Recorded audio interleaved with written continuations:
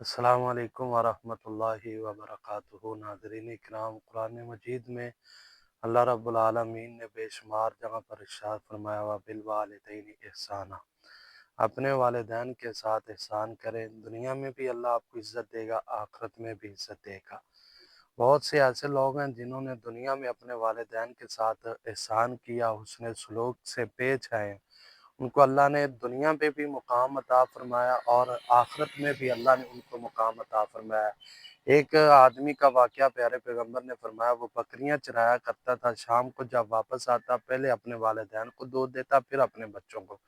ایک دفعہ ایسا ہوا، اس کے والدین سو گئے، ساری رات اس نے پیالہ ہاتھ میں پکڑ کر دودھ کا رکھا اور صبح کو ان کے والدین اٹھے، پہلے انہوں نے پیا، پھر اس نے اپنے بچوں کو پلایا۔ ایک وقت ایسا آیا، وہ ایک غار میں پھنس گیا، اس نے اس دعا کا اللہ سے واسطہ کیا، اللہ یہ میں عمل کرتا ہوں، یہ آپ کو پسند ہے تو مجھے اس سے نجات عطا فرما۔ اللہ نے نجات عطا فرمائی۔